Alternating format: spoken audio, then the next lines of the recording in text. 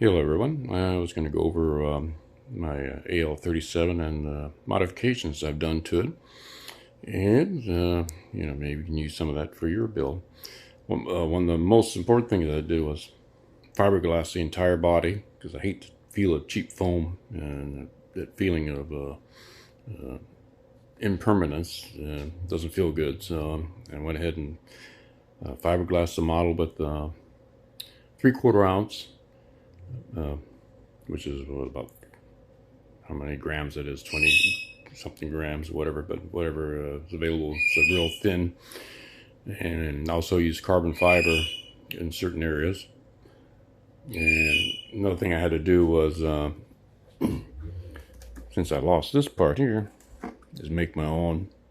This balsa with fiberglass, and then I epoxy fiberglass that one on there instead of using polyacrylic, which is what I used on the fuselage. I used polyacrylic, and then I painted it afterwards with an acrylic enamel, not a latex, but a true automotive acrylic enamel. And now the wing, this has already been fiberglass, and here's the carbon fiber that I put on the bottom here.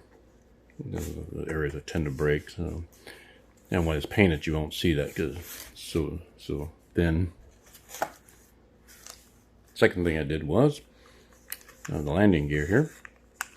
I put in a softer spring, which gives it just the right amount for the weight that's going to be on there. And also, I'm going to replace these tires because I hate these hard rubber. The way it sounds doesn't sound good when it's rolling down the road.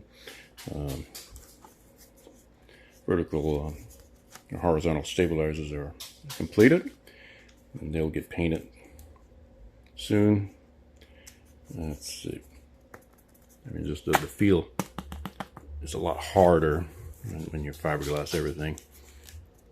I did a test actually using either using polyacrylic or using epoxy. In this section here I did with epoxy. I don't know if you can hear it. Actually, it sounds crunchy when you press in it. Where with the polyacrylic, does it give without it crackling apart. And here's the carbon fiber underneath. It's actually pretty hard. And this paint here is actually the correct Boeing gray paint, and you can either spray it or brush it on. And as you can see, I did some testing here.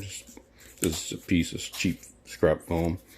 This is what happens when you use regular spray can paint without protecting it first. It eats through the foam. And this here is all been fiberglass, and of course here's a bear. So I'm testing my paints to see how well they're compatible.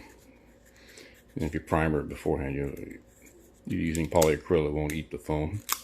And this stuff here is pretty hard.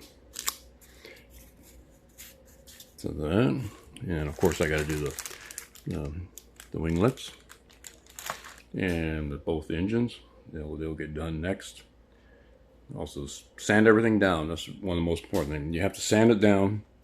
I used a combination. I think I used 150. I might have used 80. I can't remember. Then you work your way down. You want to get as much as that. I don't know if they use latex. This thing of paint.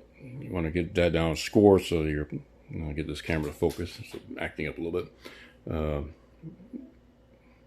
You want so at least it'll hear well. And then I used 91% alcohol and wiped it down afterwards. In case you wonder what this noise is, here's my little parrot.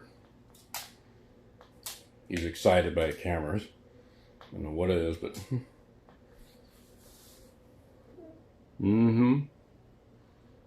of course he finds the model intriguing. Let's go over the model. The only thing I didn't do, because I got lazy, and is I should have spackled these seams in after I fiberglassed it. of course, then I have to kind of figure out what I should use for a filling compound that won't, cause an issue.